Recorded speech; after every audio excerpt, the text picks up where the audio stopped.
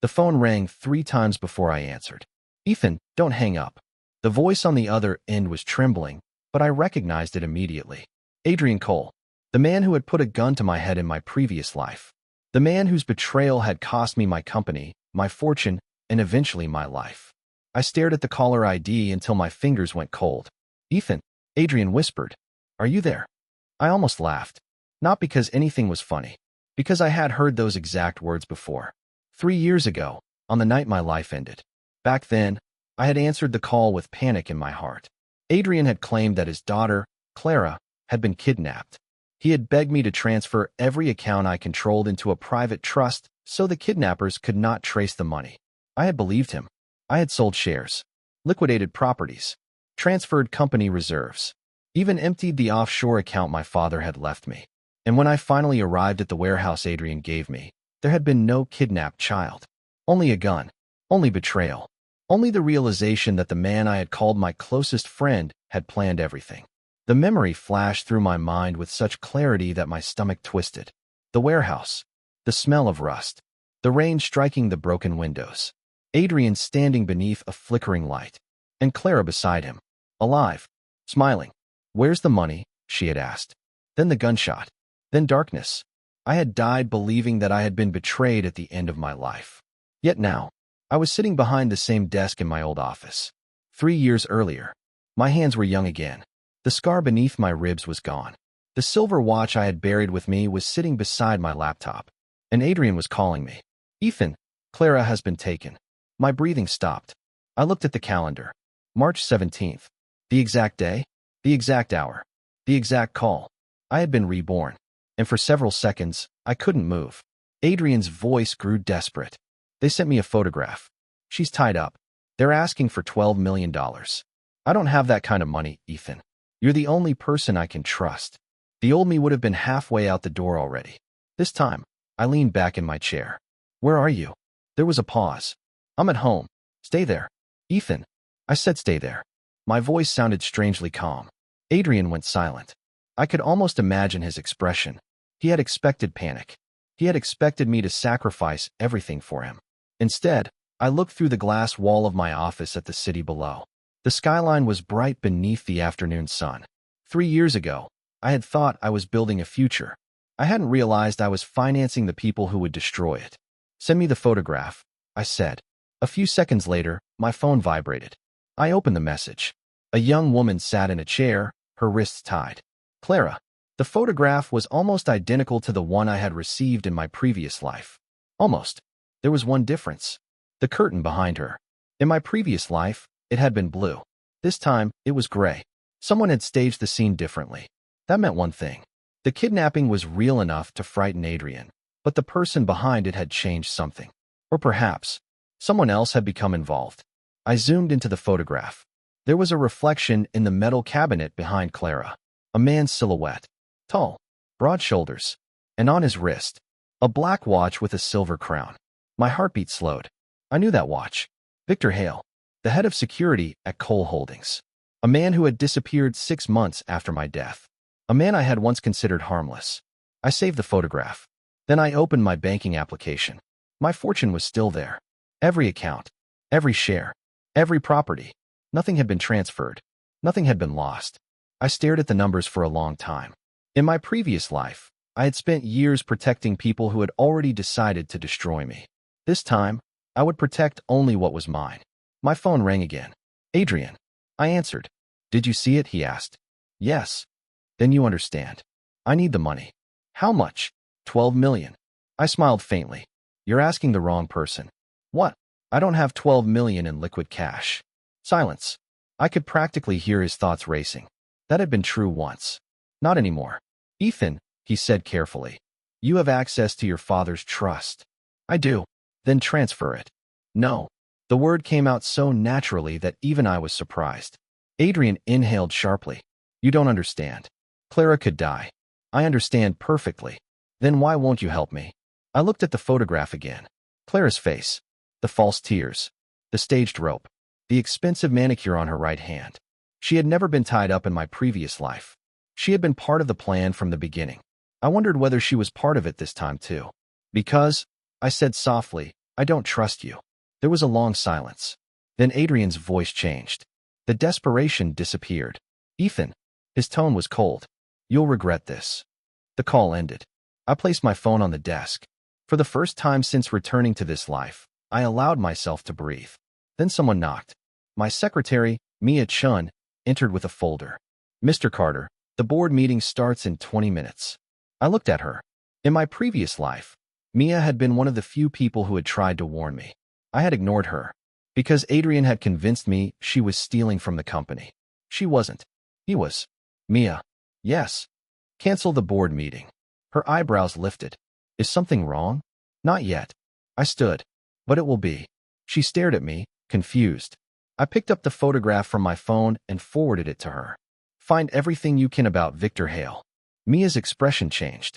Victor Hale? Yes. Why? I looked toward the window.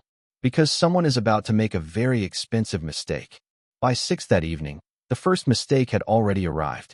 Mia placed a thin folder on my desk. Victor Hale's employment records. I opened it. Most of the pages were ordinary. Security certifications. Employment history. Background checks. Then I reached the last page. A handwritten note had been attached to the bottom. Resigned 3 months ago. I frowned. That isn't in the company database. Mia nodded. I checked. Someone deleted his resignation record. Who approved it? She hesitated. Adrian Cole. Of course. I closed the folder. Anything else? He bought a house outside the city 2 weeks ago. With what money? That's the strange part. She slid another document toward me. The payment came from a consulting company. What company? North Star Strategic. My fingers stopped moving. North Star. In my previous life, North Star had appeared nowhere until after my company collapsed. It had bought several of my distressed assets for almost nothing, and its registered director had been Clara Cole. I looked at Mia. Keep digging. Mr. Carter, should we contact the police? No. Her eyes widened. Why not?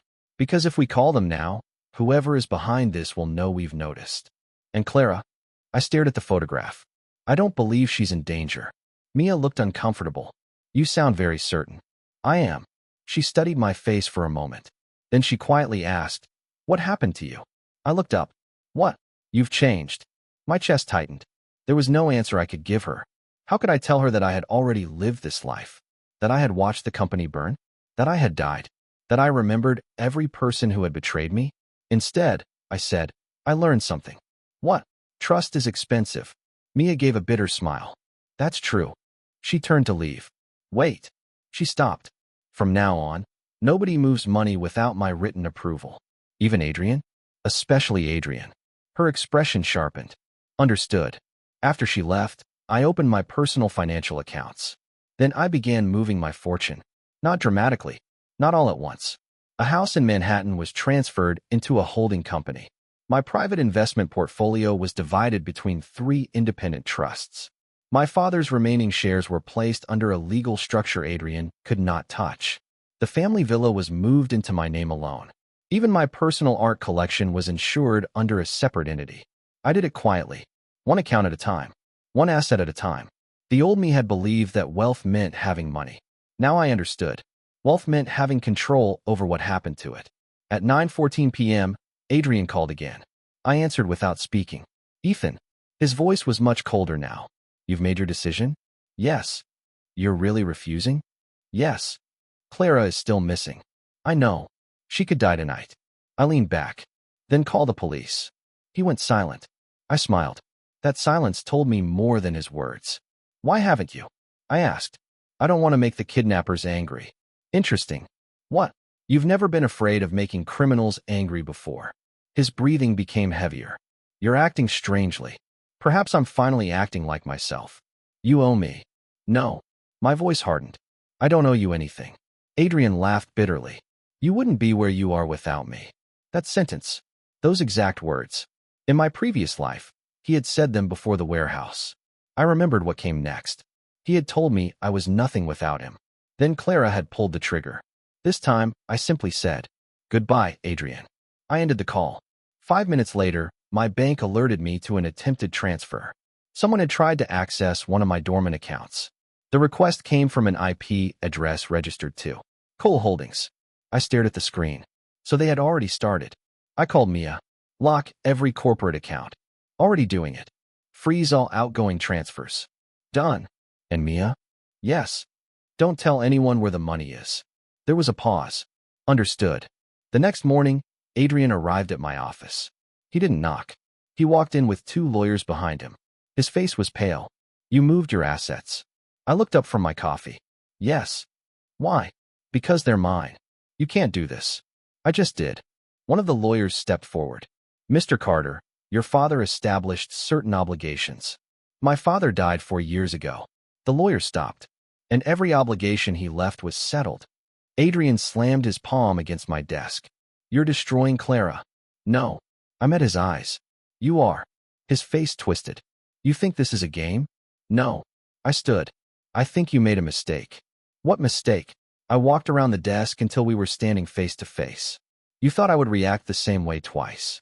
For a moment, Adrian froze. His lips parted. What did you say? I smiled. Nothing. His phone suddenly rang. He looked at the screen. The color drained from his face. I didn't need to ask who it was. He answered. Hello. A voice shouted from the other end. Adrian's expression changed from anger to fear. What do you mean the account is empty? He turned away from me. How much? Silence. Then he whispered. All of it. I watched him carefully. He slowly lowered the phone. What happened? I asked. He looked at me. For the first time, I saw genuine fear in his eyes. The kidnappers. His voice cracked. They sent another message. What did they say? Adrian swallowed. They said if the money isn't transferred by midnight. He couldn't finish. I waited. Finally, he whispered. They'll send Clara back in a coffin. I stared at him. Then I noticed something on his phone screen. A photograph. Clara was holding a newspaper. The date was visible. March 18th. Tomorrow. But the newspaper in the background was from today. The photograph hadn't been taken at the time Adrian claimed. It had been taken recently. Very recently. Which meant Clara wasn't simply a hostage. She was somewhere alive. And someone had just made a terrible mistake by proving it to me. I looked at Adrian. For the first time, I wondered how many people were actually involved. And why. In this second life, the story was already beginning to change. By noon, Adrian had stopped calling me. That frightened me more than his threats. In my previous life, he had never been patient. Whenever something went wrong, he had attacked immediately. First with emotional pressure, then with lawyers, and finally with violence. But this time, there was silence. And silence from a man like Adrian was never empty. It meant someone was thinking.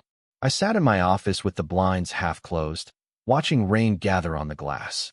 Mia entered carrying 2 coffees. You haven't eaten. I'll eat later. You said that yesterday. I was busy. She placed the coffee on my desk and folded her arms. You're avoiding the subject. What subject? Adrian. I looked at her. He hasn't contacted you? Not since this morning. That isn't what I mean. Mia's expression hardened. You've been acting as though you knew this was coming. I didn't answer. She pulled a chair across from me and sat. Yesterday, you told me to investigate Victor Hale. Last night, someone tried to access your dormant account. This morning, 3 of our suppliers suddenly received termination notices that you never authorized. I slowly put down my pen. Which suppliers? 3 of our largest. Names. She handed me the documents. I read them. My eyes stopped on the 3rd company, Brightwell Components. In my previous life, Brightwell had gone bankrupt 6 months after Adrian took control of my company. At the time, I had believed the bankruptcy was caused by market conditions. Now I knew better. Who signed the termination notices? Mia hesitated. Adrian's legal department. I smiled without humor. He's trying to make the company look unstable. Why? So when the board removes me, he'll have a reason. Mia stared at me. Removes you? He'll claim I'm financially reckless. She looked down at the documents. But you aren't. No. I opened another file. That's why he needs evidence. Mia frowned. Evidence of what? That I've been moving company money. Her eyes widened. He could fabricate it. He doesn't need to. I tapped the folder. He can create a trail using transactions I never authorized, then claim I moved funds into private trusts. Mia was silent. Then she whispered, You're saying he wants to frame you? I know he does. How? I looked out the window. Because 3 years ago, he had succeeded. Because I had spent the final months of my first life defending myself against accusations that had been manufactured before I even knew there was a war. But I couldn't tell her that. Not yet. Let's assume I'm right, I said. What would you do? Mia thought for several seconds. Preserve every record. Good. Get an independent audit. Already ordered. Notify the board? No. She looked surprised. Why not? Because one of the directors is working with Adrian. Who? Marcus Bell. Mia's expression changed. The chairman? Yes. She stared at me. How do you know? I looked at the clock. Because people reveal themselves when they think they are safe. Before she could answer, the office door opened. Marcus Bell walked in. He was 62, silver-haired, impeccably dressed, and usually incapable of appearing nervous. Today he was sweating. Ethan, he said. We need to talk. Mia stood. Should I leave? No, I said. Marcus frowned. This is a private board matter. Mia is my chief financial officer. She doesn't need to hear this. She does. Marcus looked irritated. Then he placed a document on my desk. Emergency board resolution. I glanced at it. What's this? Temporary suspension of your executive authority. I almost laughed. On what grounds? Financial irregularities. Mia's fingers tightened around the coffee cup. I opened the document. There were 6 transactions listed. All of them appeared to have been authorized by me. All 6 were false. I read them carefully. Then I looked up. You prepared this quickly. Marcus stiffened. We've been concerned for some time. Really? Yes. Then why did you wait until today? His mouth opened. No answer. I pushed the document back. You can leave. Marcus's face reddened. You don't understand the seriousness of this. I understand perfectly. You're being reckless. No. I smiled. I'm being careful. He turned toward the door, then stopped. Your father's company survived because the board protected it from men who thought they could do whatever they wanted. I looked directly at him. My father's company survived because he knew who to trust. Marcus's expression flickered. For half a second, fear appeared in his eyes. Then it disappeared. He left. Mia waited until the door closed. You knew? Yes. You knew he was coming? Yes. She shook her head. Ethan, what happened to you? I looked down at the false transactions. I stopped believing that everyone deserved another chance. She didn't respond. Instead, she picked up the documents. Then let's make sure they don't get one. For the first time since returning to this life, I felt something close to relief. Not because I had won. I hadn't. The board was moving. Adrian was moving. Someone still had Clara. And somewhere outside this building, a man named Victor Hale was waiting. But I wasn't alone anymore. That afternoon, I received an anonymous envelope. No return address. Inside was a single photograph. Clara, alive, standing outside a hotel. And beside her, Victor Hale. On the back of the photograph, someone had written 6 words. You are not the one being hunted. I stared at the sentence. Then my phone rang. Unknown number. I answered. A man's voice said quietly, Mr. Carter, if you want to know who really kidnapped Clara, come alone. The line went dead. I didn't go. At least, not immediately. The old me would have. That was exactly why the old me had died. Instead, I placed the photograph on the table and studied it again. Clara stood outside a hotel, wearing a white coat. Victor was beside her. Neither looked frightened. Neither looked like a hostage. And there was one more detail.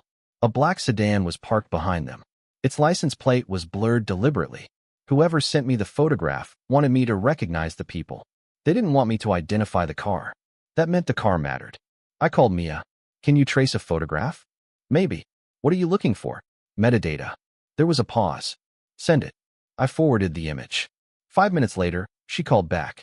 The original file has been stripped. Anything left? One thing. What? It was taken with a professional camera. I frowned. Not a phone. No. Can you identify the model? I'm trying. I waited. Then she said, there's something else. What? The photograph was edited. How? Someone removed a person standing beside Clara. My fingers tightened around the phone. Can you recover it? Possibly. Do it. I ended the call. Then I called a private investigator I had never used in my first life. His name was Daniel Wu. He answered on the second ring. Who is this? Ethan Carter. Silence. I know your name. I need information. About. Clara Cole. Another pause. That's dangerous territory. Good. He laughed quietly. What do you want? Find out where she has been for the past 48 hours. That's all. No. I looked at the photograph. Find out who was removed from that picture. Daniel's voice became serious. Give me 12 hours. You have 6. You're demanding. I pay well. That helps. We ended the call. For the next 3 hours, I did nothing. That was the hardest part. In my previous life, I had always reacted. When Adrian called, I ran. When Clara cried, I paid. When the board accused me, I defended myself. When my company collapsed, I fought desperately to save it. When I discovered the betrayal, I tried to expose everyone. And when the gun was pointed at me, I begged. This time I waited. At 7:30 p.m., the first consequence arrived. Brightwell Components announced that it was terminating its contract with Cole Holdings. I stared at the news on my monitor. Mia walked in. That's not possible. It is. But they were supposed to sign a 5-year extension. Not anymore. She looked at me. How did you do this? I didn't. That was the truth. I hadn't contacted Brightwell. I hadn't threatened anyone. I hadn't even called them. Adrian had pressured them too hard. The company had protected itself. Consequences had begun without my involvement. Mia smiled faintly. You really are letting them destroy themselves. I told you. You did. She turned toward the window. That's almost frightening. It should be. At 9:12 p.m., another company withdrew from a joint venture with Cole Holdings. At 9:40, Marcus Bell's personal investment firm lost a major financing agreement. At 10:05, a financial journalist published an article questioning Cole Holdings' unexplained transfers. I read the article twice. The journalist had access to information that should have been confidential. Someone else was digging. Someone besides me. Then my phone vibrated. A message from Daniel. Found her. I called immediately. Where? Hotel in downtown. Clara. Yes. Is she alone? No. Victor. Yes. Who else? Daniel was silent. Answer me. There was a third person. My heartbeat quickened. Who? I don't have a name. Describe him. Male. Late 40s. Gray suit. Anything else? Daniel hesitated. He has the same family ring as Adrian. I stood. What? A signet ring. Black stone. Silver frame. I knew it. The Cole family crest. Only 3 people had ever possessed that ring. Adrian, Clara, and Adrian's older brother, Jonathan. Jonathan Cole had died 11 years ago. Or at least, that was what everyone believed. My blood ran cold. Send me everything. I already did. I opened the attachment. A photograph appeared. The man in the gray suit stood beside Clara and Victor. His face was partly hidden, but the ring was visible. My hands went numb. Jonathan Cole, the man whose death had supposedly occurred in a private plane crash. The man whose estate had been divided between Adrian and Clara. The man who, according to the official records, had never survived. I enlarged the image. There was a scar beneath his left eye. I remembered that scar. I had seen it once when I was 23. Jonathan had grabbed Adrian by the collar during an argument at a family dinner. The same scar. The same eyes. The same man. My phone rang. Daniel. You recognize him? Yes. Who is he? Jonathan Cole. Daniel went silent. That's impossible. I know. What do you want me to do? Nothing. Nothing. Stop following them. Why?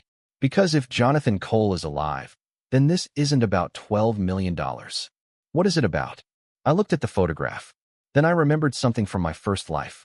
A week before my death, Adrian had told me something strange.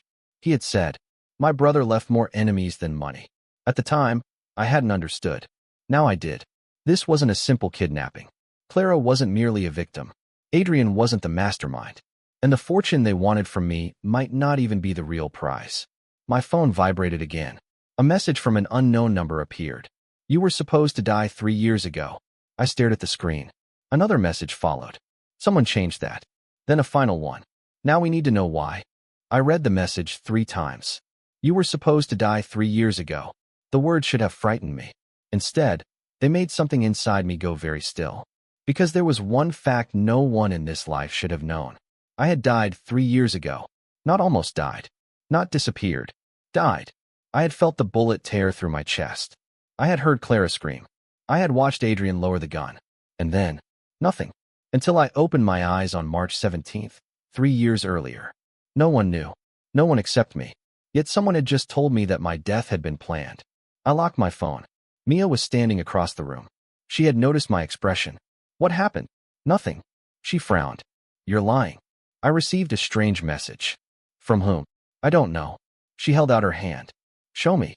I hesitated. Then I gave her the phone. She read the 3 messages. Her face slowly changed. Ethan, I know. Someone knew you were going to die? Apparently. 3 years ago? Yes. She looked at me.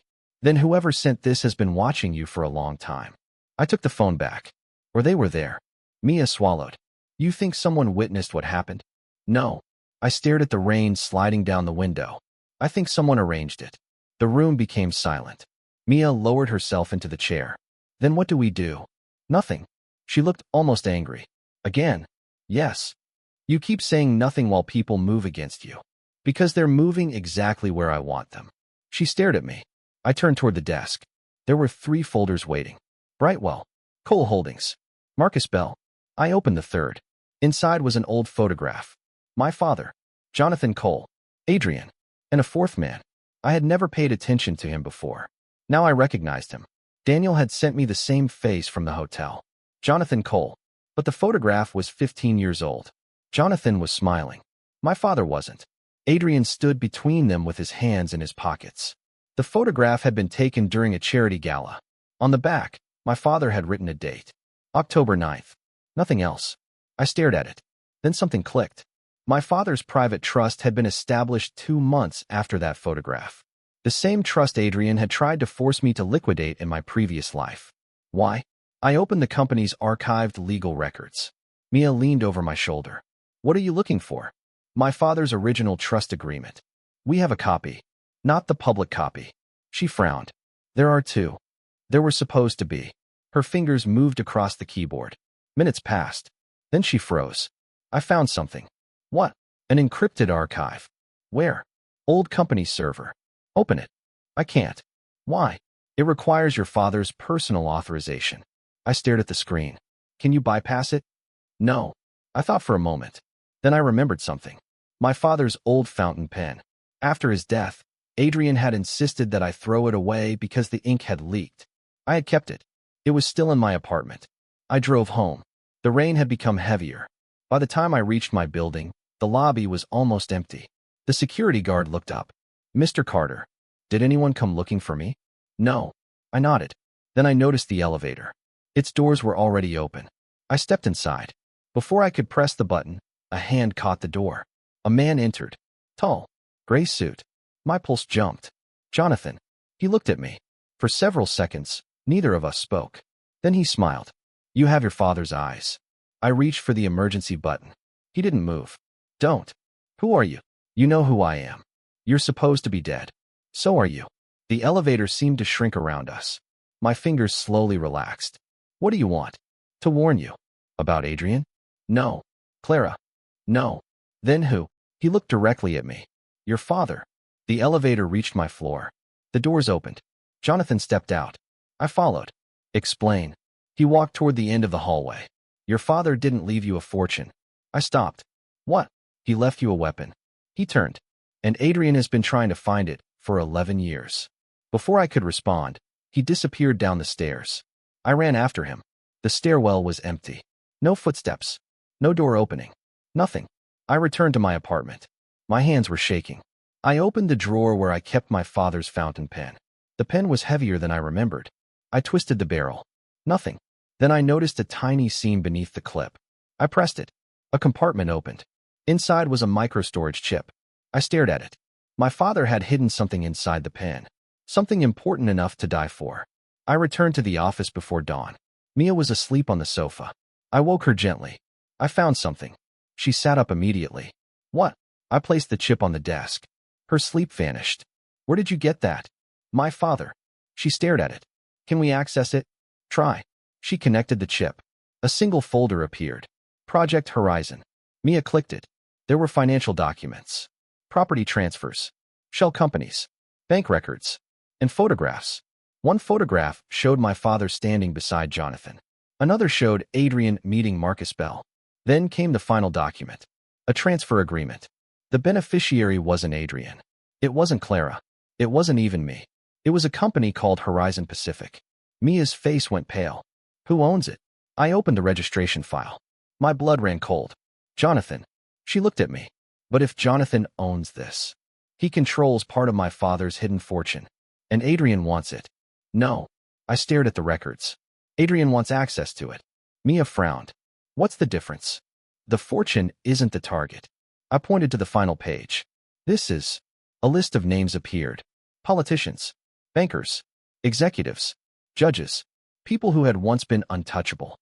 At the bottom was one name, Adrian Cole, and beside it, unauthorized transfer of restricted assets. I slowly sat down. My father hadn't hidden money. He had hidden evidence. Evidence that could destroy Adrian. And suddenly, my second life made sense. Someone hadn't brought me back merely to save my fortune. Someone had brought me back because I was the only person who could unlock what my father had buried. Mia stared at the screen. Why would your father hide this from you? Because he didn't trust anyone. Not even you. Especially me. She looked confused. I understood. My father had always been distant. After my mother's death, he had buried himself in work. I had spent years believing he simply didn't care. Now I wondered whether distance had been protection. What does Horizon Pacific own? Mia asked. I scrolled through the documents. Ports, warehouses, energy contracts, 3 private banks. She inhaled sharply. And Adrian has been trying to access them? For 11 years. Then why didn't he take them after your father died? Because he needed me. Mia's eyes narrowed. He needed your signature. Yes. And the kidnapping. Pressure.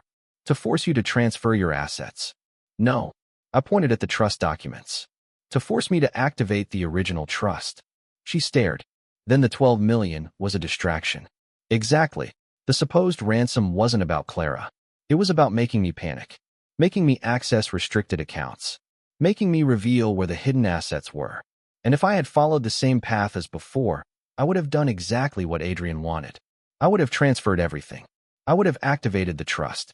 I would have opened the door. Then they would have taken everything. I leaned back. For the first time, I felt something close to gratitude toward the person who had sent me that first message. Whoever had warned me had changed the game. But I still didn't know why. My phone rang. Jonathan. I answered. You found the archive. It wasn't a question. Yes. Then you understand. Not yet. You understand enough. Why did you let me live? Silence. Then he said quietly. I didn't. My chest tightened. What? I wasn't the one who brought you back. The call ended. I stared at the phone. Mia whispered. What did he mean? I don't know. But I had a terrible feeling that I would. Before sunrise. The next morning, Adrian appeared on national television. His face was pale. His voice shook. He claimed that his daughter had been kidnapped. He claimed that I had refused to help. Then he said the words that made my stomach turn. Ethan Carter has access to funds that could save my daughter. The reporter asked, Are you saying Mr. Carter is responsible if something happens to Clara? Adrian lowered his head. I don't want to accuse anyone. But he had already done it. Within an hour, the story spread across every financial platform. Billionaire CEO refuses ransom for friend's kidnapped daughter. Then came the public reaction. People called me cruel, selfish, heartless. Mia slammed her phone onto the desk. This is insane. I kept reading. Don't respond. Everyone is attacking you. Let them. Why? Because Adrian is making a mistake. What mistake? I pointed at the article. He's putting Clara's life in front of millions of witnesses. She frowned. So if Clara appears alive, his story collapses. Mia slowly understood. You're waiting. Yes. For her to come back. No. I looked at the clock. For someone to make her come back. At 2:17 p.m., it happened. A video appeared online. Clara. Alive. She was sitting in a hotel room. No ropes. No bruises. No fear. She looked directly into the camera. My father lied. The internet exploded. Mia stood frozen. Clara continued. I was never kidnapped. Her voice trembled. But I was told that if I didn't cooperate, someone would kill my father. She looked down. I didn't know what to believe. Then she said the sentence that changed everything. Adrian isn't my real father. I stared at the screen. Mia whispered. What? Clara continued. 11 years ago, my biological father disappeared. A photograph appeared. Jonathan Cole. Adrian told me he was dead. My breathing stopped. He wasn't. Clara's eyes filled with tears. He came back. The video ended. Silence filled my office. Then my phone rang. Unknown number. I answered. Jonathan's voice came through. Now you understand why I needed you. I closed my eyes. Why me?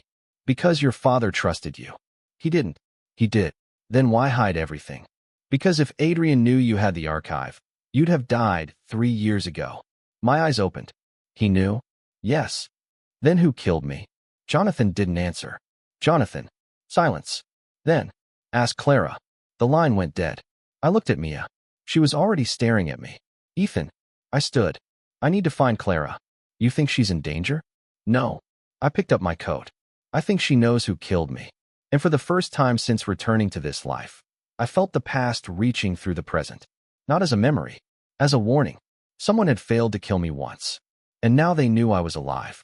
I found Clara at an abandoned railway station on the eastern edge of the city. She was sitting alone beneath a broken departure board. No bodyguards. No lawyers. No Adrian. Just a gray coat, a paper cup of untouched coffee, and a face that looked older than it had the day before. When she saw me, she stood. You came. I stopped several steps away. You asked me to. Her eyes dropped. I didn't know who else to call. You could have called the police. I don't trust them. Why? She looked around the empty station. Because some of them work for my father.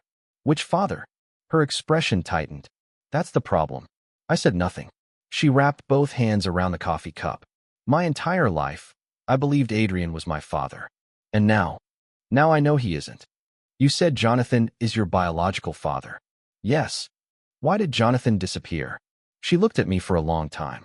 Because Adrian tried to kill him. The words landed quietly. Too quietly. I had expected something dramatic. Instead, Clara simply looked exhausted. 11 years ago, she continued, my father discovered that Adrian had been moving money through companies that didn't belong to him. Your father helped him investigate. My father? Yes. She swallowed. They found something bigger. The Horizon accounts. Her eyes widened. You know about them. I have the archive. Clara stared at me. Then you know why you're in danger. Tell me. She shook her head. Not here. I stepped closer. Clara, 3 years ago I died. Her face went pale. I know. My heart stopped. You know? I saw what happened. Where? The warehouse. My hands curled into fists. You were there. Yes. You watched him shoot me. Tears gathered in her eyes. I didn't know he would. But you knew I was going there. She looked away. I was supposed to stop it. You were supposed to? She nodded. Adrian told me the plan was to scare you. Take your money. Force you to sign the trust documents. And the gun. I didn't know. I laughed bitterly. You expect me to believe that? No. Her voice broke. I don't expect you to forgive me. That answer stopped me. She didn't defend herself. She didn't beg. She simply stood there accepting the weight of what she had done. What happened after the shooting? I ran. Why? Because Jonathan found me. I stared at her. He was alive. Yes. He took you. No. She shook her head. He saved me. From Adrian? From myself. I frowned. What does that mean? Clara looked at the railway tracks. I had spent years believing that money could solve everything. Adrian taught me that fear was stronger than love. When I realized he was willing to kill you, I understood what kind of person he was. She wiped her eyes. But I was too late. I said nothing. You died. Yes. And Jonathan disappeared again. Why? To protect you. I looked at her sharply. Protect me. He knew Adrian would eventually come after you. He did. He was right. I felt the anger rising in my chest. So Jonathan knew I was going to die? No. She shook her head. He knew you might. That isn't the same thing. I know. Then who planned the shooting? Clara closed her eyes. I don't know. Don't lie to me. I'm not. Then what do you know? She opened her eyes. Adrian wasn't alone. My stomach tightened. Who? She whispered. Marcus Bell. Everything became clear. The board. The false transactions. The emergency resolution. The pressure campaign. Marcus hadn't merely been helping Adrian remove me from the company. He had been part of the original plan. Why? Because Marcus was the one who needed the Horizon accounts. Not Adrian. Adrian wanted the money. She shook her head. Marcus wanted control. I remembered the old photograph. My father. Jonathan. Adrian. Marcus. All standing together. For men. One secret. Where is Jonathan now? I asked. I don't know. Clara. I swear. She reached into her coat. Then handed me a small envelope. This is why I called you. I opened it. Inside was a photograph. My father stood beside Jonathan. Behind them was a warehouse. The same warehouse. My breathing stopped. On the back, there was a handwritten sentence. The first betrayal happened here. I looked at Clara. What is this? My father gave it to me. When? Yesterday. Why? He said if anything happened to him, I should give it to you. My fingers tightened around the photograph. Where is he? I told you. I don't know. You're lying. No. Then why would he give you this? Because he knew you would understand something I didn't. I stared at the warehouse. Then I noticed the date printed in the corner. 11 years ago. The night my father supposedly established Horizon Pacific. I remembered something. My father's death had always been explained as a heart attack. But 2 weeks before he died, he had told me, if I ever ask you to leave this company, don't ask why. I had thought he was talking about business. He wasn't. A car suddenly screeched outside the station. Clara turned. 3 black vehicles stopped near the entrance. Her face went white. They found us. I grabbed her arm. Run. We sprinted through the back corridor. Footsteps echoed behind us. Someone shouted, "Don't let Carter leave." My heart pounded. Not because I was afraid. Because they had just confirmed something. They weren't here for Clara. They were here for me. We escaped through an old maintenance tunnel. The tunnel smelled of damp concrete and rust. Clara stumbled twice. I caught her arm both times. When we finally emerged behind the station, the street was empty. A black sedan waited beneath a broken street lamp. The driver's window lowered. Jonathan looked at us. Get in. I didn't move. Why should I trust you? Because if you stay here, Marcus will kill you. Clara entered the car. I followed. Jonathan drove without speaking. For 10 minutes, the city passed outside the windows. Then I asked, was my father murdered? Jonathan's hands tightened around the steering wheel. Yes. Clara looked at him.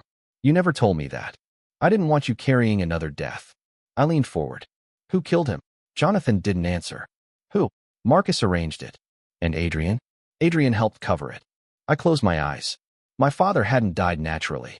He had been eliminated, and I had spent years mourning him without knowing why. Jonathan continued driving. Your father discovered that Marcus was diverting restricted assets through Horizon Pacific. So Marcus wanted control. Yes. And Adrian? He wanted the money. And Clara? Jonathan looked at her through the mirror. Clara was leverage. She lowered her head. I looked out the window. Everything had been connected. The kidnapping. The fake ransom. The board coup. The false transactions. The missing fortune. The warehouse. My father's death. And my own murder. It wasn't one betrayal. It was a system. A machine built by people who had spent years protecting one another. Then I remembered the anonymous message. You were supposed to die 3 years ago. I turned toward Jonathan. You said you didn't bring me back. I didn't. Then who did? He was silent. Jonathan. I don't know. That was the first time I believed him. We arrived at a small house outside the city. No security. No cameras. No luxury. Jonathan opened the door. Inside were shelves of old files. Photographs. Hard drives. Legal records. A wall covered in names. My name was at the center. I stared at it. Underneath my name were 3 dates. My father's death. My first death. And March 17th. The day I returned. Who made this? I asked. Jonathan shook his head. I found it after your death. Where? In your father's old office. Then why didn't you tell me? Because you were dead. I turned sharply. That isn't an answer. It was the only answer I had. He walked toward a locked cabinet. Your father suspected that someone inside his company was working with Marcus. He opened it. Inside was a small recorder. He left this. Jonathan pressed play. My father's voice filled the room. If you're hearing this, then I failed to protect my son. My chest tightened. I want you to understand something. Ethan was never supposed to inherit Horizon Pacific. He was supposed to inherit the truth. The recording continued. Money can be replaced. Reputation can be rebuilt. But evidence disappears when the wrong people control it. My father's breathing sounded heavy. Marcus Bell is not working alone. I looked at Jonathan. The recording continued. Adrian Cole has already betrayed his brother. Clara covered her mouth.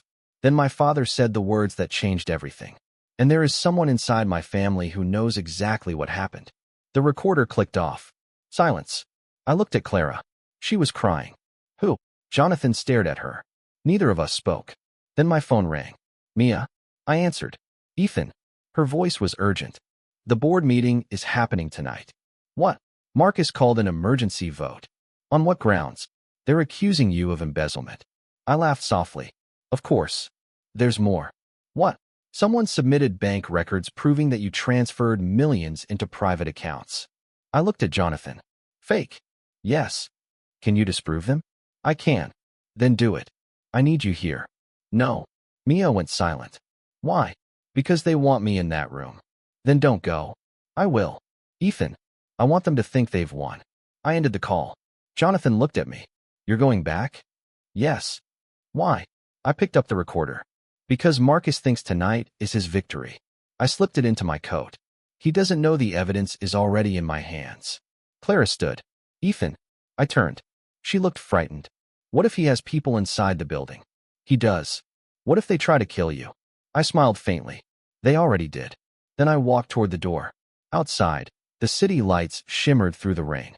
For 3 years, Marcus Bell had believed my death had buried the truth.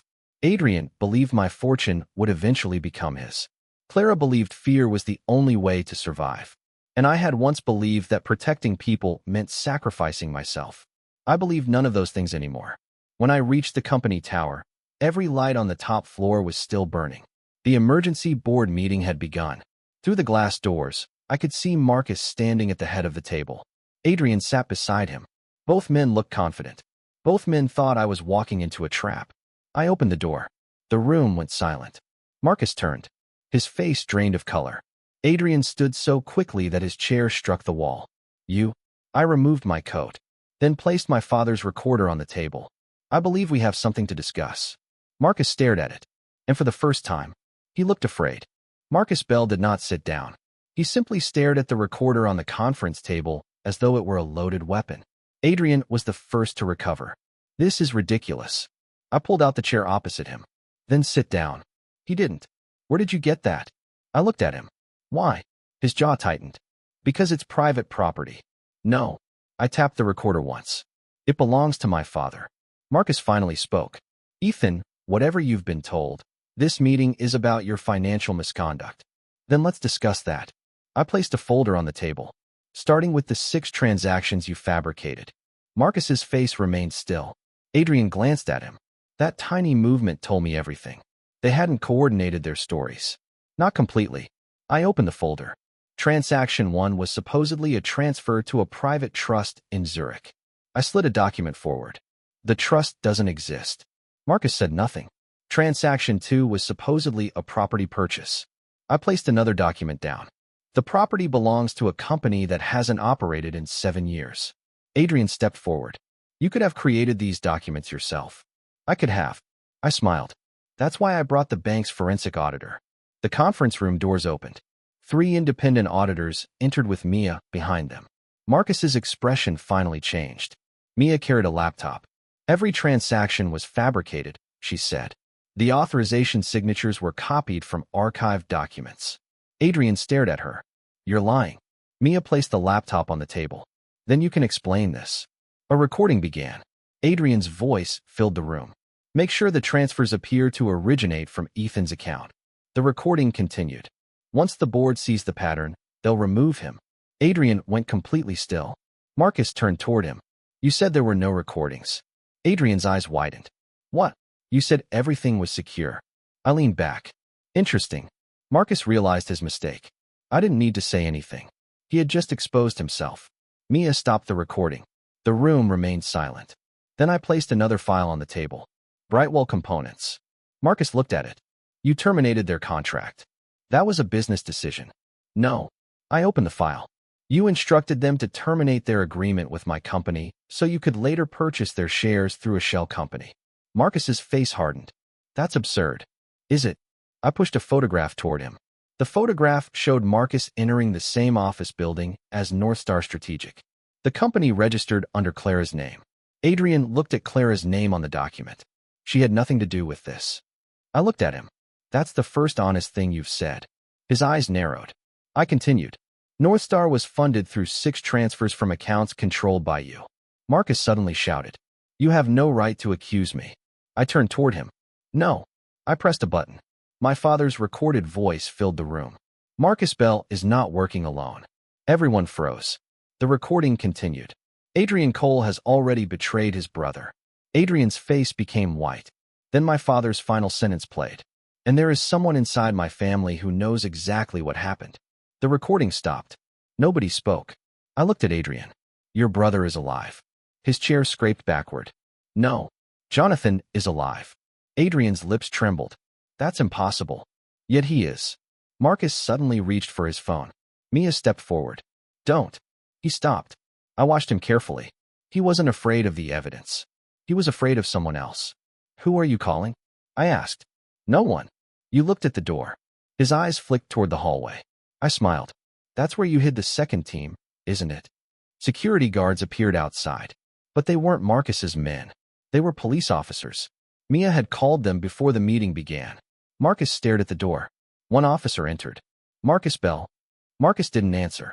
You're under investigation for fraud, financial manipulation, and conspiracy. Adrian turned toward the exit. Another officer blocked him. Adrian Cole. He froze. You're also being detained. Adrian looked at me. You did this. I shook my head. No. You ruined everything. No. I stood. You did. His face twisted. You think you're better than me? No. I looked at him calmly. I simply stopped saving you. That sentence broke something inside him. He laughed. A strange, hollow sound. You think this is over? I didn't answer. Because it wasn't. Not yet. There was still one question. Who had ordered my death? The police took Marcus first. Adrian followed. As he passed me, he stopped. His voice dropped. Ask Jonathan why he waited 3 years. I looked at him. Why? Because he knew. Then he was gone. I remained in the empty conference room. Mia approached. Ethan. I looked at her. Did he tell the truth? I don't know. She handed me an envelope. This came while the police were here. No sender. I opened it. Inside was a single sheet of paper. 3 words. Come to the warehouse. I stared at them. The same warehouse. The place where I had died. The place where everything had begun. Mia noticed my expression. Where is it? I folded the paper. Somewhere I should have buried. Don't go alone. I looked at her. For the first time, I almost smiled. I won't. The warehouse looked exactly as I remembered. Broken windows. Rusting beams. Water dripping from the roof. The same concrete floor. The same flickering light. But this time, I wasn't dragged here with a gun pointed at my head. I entered through the front door. Jonathan was standing in the center. Clara stood beside him. Neither spoke. I stopped several meters away. Why did you bring me here? Jonathan looked around. This is where you died. I know. You remember? Yes. Clara looked at me. You really remember everything. I remember enough. Jonathan lowered his head. I should have found you sooner. You couldn't. No. He looked directly at me. I chose not to. My expression hardened. Why? Because I thought staying away would keep you alive. It didn't. I know. You watched Adrian approach me. I watched from a distance. You knew he was planning something. Yes. And you did nothing. Jonathan closed his eyes. I was afraid. I hadn't expected that answer. Afraid of what? That if I exposed Adrian too early, Marcus would destroy the evidence. He pointed toward the far wall. Your father kept everything here. I looked at the wall. There was a metal panel I had never noticed. Jonathan opened it. Inside were dozens of files. My father's handwriting. Dates. Names. Bank accounts. Photographs. Everything. I walked closer. There was one folder with my name on it. I opened it. Inside was a letter. I recognized my father's handwriting immediately. Ethan, if you're reading this, I failed to tell you the truth while I was alive. My vision blurred. I continued. I wanted to give you a normal life. I failed. The men around me believe money is power. They are wrong. Information is power. If they ever come for you, don't fight them for what they want. Let them take nothing. Let their own greed expose them. I stopped. That was exactly what I had done. Not because I had remembered the letter. Because somewhere inside me, perhaps I had always known my father. The final paragraph was shorter. And if you ever receive a second chance, don't waste it trying to punish those who hurt you. Build a life they can no longer touch. My fingers trembled. I folded the letter.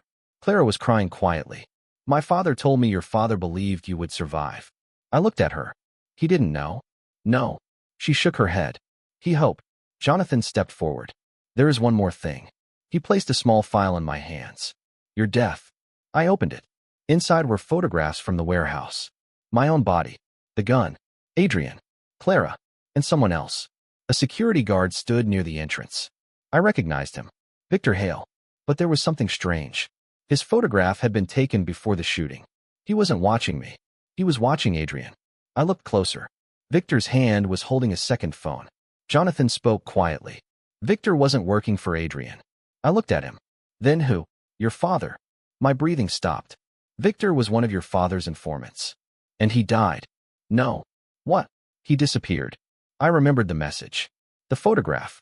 The gray curtain. Everything suddenly connected. Victor had been trying to expose Adrian from inside. He had staged the fake kidnapping to draw out the people behind the conspiracy. But Clara had complicated the plan. And I had changed everything by refusing to transfer my fortune. Where is Victor? Jonathan looked at Clara. She shook her head. I don't know. Then a voice came from behind us. I do. We turned. Victor Hale stepped out of the shadows. Older. Tired. But alive. He looked at me. I was the one who moved the photograph. I stared at him. You sent me the message. Yes. Why? Because your second life wasn't an accident. My heart stopped. What does that mean? Victor's expression became grave. When you died, we found evidence that someone had tampered with your medical records before the shooting. What? They had already prepared a false death certificate. I stared at him. Before I died. Yes. That means they planned for you to disappear. Clara whispered. But why? Victor looked at me. Because they needed you dead long enough to access your father's trust. I felt cold. But I came back. Victor nodded. And that destroyed their plan. Who arranged it? He hesitated. Your father. I stared at him. What? Before he died, your father arranged a contingency. Victor stepped closer. He had been researching experimental emergency medicine. My heart pounded. He knew there was a chance you could survive a catastrophic injury. That doesn't explain 3 years. No. Victor shook his head. It doesn't. He looked toward Jonathan. Your father also had a private doctor. Jonathan nodded. He was supposed to keep you alive if you survived the shooting. I could barely breathe. Then why did I wake up 3 years earlier? Victor looked at me. We don't know. For the first time, nobody had an answer. And strangely, that was comforting. Not everything had to be explained. Some things simply had to be lived. I looked around the warehouse. 3 years ago, I had died here. Tonight, I stood in the same place. Alive, free, and surrounded by people who had finally chosen truth over fear. My phone rang. Mia? I answered. Ethan? Yes. The board has voted. I waited. You remain CEO. I closed my eyes. Not because I cared about the title. Because 3 years ago, I had died believing everything I had built was gone. Now it remained. But this time, it belonged to a man who understood its value. Mia's voice softened. There is something else. What? Brightwell wants to restore the contract. I smiled. Tell them we'll review it. You're not accepting immediately? No. She laughed softly. I knew you'd say that. I ended the call. Jonathan watched me. What will you do now? I looked at the open warehouse doors. Rain was falling outside, but dawn was beginning to brighten the horizon. For the first time, I smiled. Nothing they expect. I walked toward the exit. Behind me, Clara called my name. I stopped. Thank you. I turned. She wiped her tears. For not becoming like them. I thought about that. Then I shook my head. I didn't win by becoming stronger than them. I looked toward the road. I won because I finally stopped carrying them. And I walked into the morning. 3 months passed before I stopped checking the rearview mirror. Not because the danger had vanished. Because I had finally stopped expecting every shadow to become a threat. Cole Holdings survived the scandal. Marcus Bell was indicted. Adrian's accounts were frozen, and the investigation into Horizon Pacific uncovered enough evidence to dismantle the network he had spent more than a decade building. But I never attended a single hearing. I didn't need to. The truth no longer belonged to me. It belonged to the records, the auditors, the investigators, the people Adrian had lied to. For the first time in my life, I understood what my father had meant. Let their own greed expose them. One Monday morning, Mia entered my office carrying a thick folder. Final audit. I looked up from my laptop. Everything clean? Cleaner than clean. She dropped the folder onto my desk. Marcus tried to hide 17 accounts. Did they find them? All 17. And Adrian? She smiled. He tried to blame Marcus. Of course. He also claimed Clara manipulated him. I shook my head. That sounds like him. Mia sat down. You haven't asked about Clara. I closed my laptop. How is she? She left the city. Where? Somewhere near the coast. Alone? No. I raised an eyebrow. Jonathan? Yes. I smiled faintly. Good. Mia studied me. You don't miss her? No. She looked surprised. I understood why. Once, Clara had been the center of my world. I had spent years confusing attachment with love, loyalty with obligation, and sacrifice with strength. But what I felt now wasn't hatred. It wasn't longing either. It was simply the acceptance that some people belong to a chapter of your life without belonging in its ending. Mia stood. There is one more thing. What? She placed a letter on my desk. The handwriting was familiar. My father's. I stared at it. Where did this come from? Jonathan. I opened it carefully. Ethan, if you are reading this, then you survived. I stopped. My fingers tightened around the paper. I don't know whether you'll hate me for keeping secrets. Perhaps you should. But I wanted you to understand why I chose silence. There are times when protecting someone means allowing them to believe you don't care. I was not good at being your father. I know that now. My eyes burned. I continued reading. You once asked me why I worked so much. I told you it was because business demanded it. That was a lie. I was afraid that if I stopped, the people around me would discover how vulnerable we really were. I looked toward the window. My father had always seemed powerful, untouchable.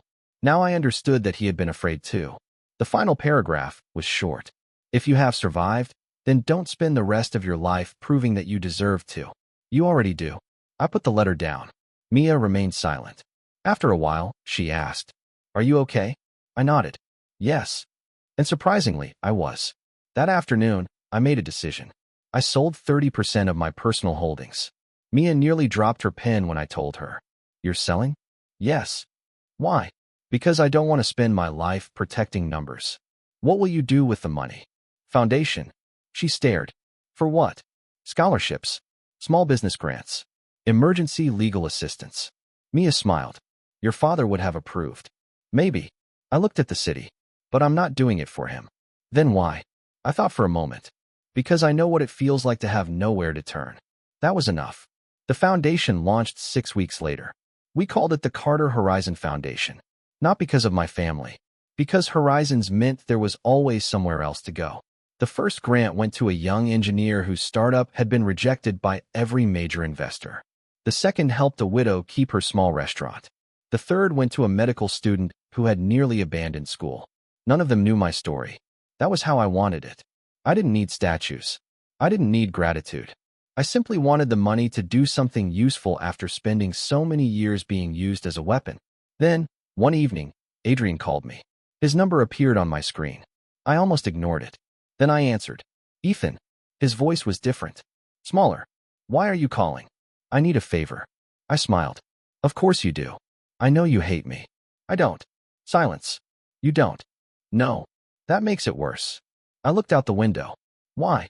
Because if you hated me, I could understand you. I said nothing. Adrian continued. They're taking everything. I know. My house. I know. My shares. Yes. I have nothing left. I closed my eyes. There had been a time when hearing those words would have broken me. I would have transferred money, called lawyers, sold assets, saved him. This time, I simply listened. Ethan. What? Help me. I breathed slowly. No. The line became silent. You don't owe me anything. No. I thought. You thought I'd come running. He laughed weakly. Maybe. I looked at the city lights. You were wrong. Then I ended the call. No anger. No satisfaction. Just silence. And for the first time, I realized that refusing someone wasn't cruelty. Sometimes it was simply the boundary between your old life and your new one. A year after my return, I went back to the warehouse. Not because I had unfinished business. Because I wanted to see whether it still frightened me. The building had been condemned. The windows were boarded. The entrance was chained. I stood outside for several minutes. Rain began to fall. I remembered the first life. The gun. The betrayal. The cold floor. Then I remembered the second. The photograph. The envelope. The boardroom. The truth. The morning I finally walked away. The memories no longer felt like wounds. They felt like scars. Proof that I had survived. My phone vibrated. Mia, where are you? Outside the warehouse. There was silence. Why? I wanted to see it. Are you alone? Yes. Do you want me to come? I smiled. No. She understood. Then call me when you're done. I ended the call. The rain became heavier. I touched the rusted gate. Then I heard footsteps behind me. I turned. Clara stood beneath an umbrella. For a moment, neither of us spoke. She looked different. Calmer. Older somehow. Not physically. Inside. You came back, she said. So did you. She smiled faintly. Jonathan is waiting in the car. I nodded. How is he? Better. And you? She looked toward the warehouse. Learning. I understood. She stepped closer. I wanted to apologize. You already did. I know. She lowered her eyes. But I never told you the whole truth. I waited. The day you died. She swallowed. I heard Adrian arguing with Marcus. What did they say? They said you couldn't be allowed to access your father's archive. My expression hardened. What else? They said if you survived, they would have to kill you again. I looked at the warehouse. And you? I ran. Why? Because I was afraid. I nodded. That's the truth. Yes. She looked at me. I thought you would hate me forever. I don't. Why? I considered the question. Because I spent too long carrying anger that wasn't helping me live. Her eyes filled with tears. You really changed. Yes. Do you ever wish you'd stayed the same? No. She smiled through the tears. Good. A car horn sounded. Jonathan was waiting. Clara turned to leave. Then she stopped. Ethan. Yes. Thank you for surviving. I smiled. Thank you for finally telling the truth. She walked away. I watched her disappear into the rain. Then I turned toward the warehouse one last time. Nothing happened. No gunshot. No scream. No betrayal. Only rain. Only silence. Only the life I had been given back. I returned to my company the next morning. The top floor looked different.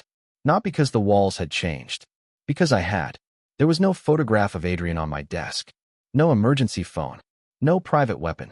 No stack of documents preparing for another betrayal. Just a plant Mia had brought me and a cup of coffee. She entered carrying a report. You look peaceful. I am. That worries me. I laughed. She placed the report down. The foundation approved another 12 grants. Good. And the new investment division wants your signature. Later. She stared. You're not rushing? No. You used to rush everything. I know. What changed? I looked through the glass at the city. I realized the future doesn't disappear just because the past was terrible. Mia smiled. That's almost inspirational. Don't tell anyone. She laughed. Then she left. I sat alone. For a long time, I watched the sun rise over the buildings. I had once believed my second life existed so I could punish the people who betrayed me. I had been wrong. Revenge had been the smallest part of it. The real gift was choice. The choice not to answer Adrian's call. The choice not to transfer my fortune. The choice not to defend people who had chosen to destroy me. The choice to protect myself without becoming cruel. The choice to build something that didn't depend on anyone else's approval. And perhaps most importantly, the choice to stop asking why I had been given another life. I didn't need to know. Some questions were meant to remain unanswered. My phone rang one final time. An unknown number. I stared at it. Then I declined the call. Outside, the city continued moving. Cars crossed the bridges. Trains carried strangers toward places they had never seen. People opened shops. Children went to school. Someone somewhere was probably falling in love. Someone else was losing everything. Life continued without asking permission. I stood, picked up my coat, and walked toward the elevator. The doors opened. For a moment, I saw my reflection in the polished metal. The same face, the same eyes, but not the same man. 3 years ago, I had entered a warehouse believing I had nothing left to lose. Today, I walked into the future knowing exactly what I had. My freedom, my name, my work, my peace, and a life no one could buy, steal, or threaten away from me. The elevator doors closed. This time, I didn't look back.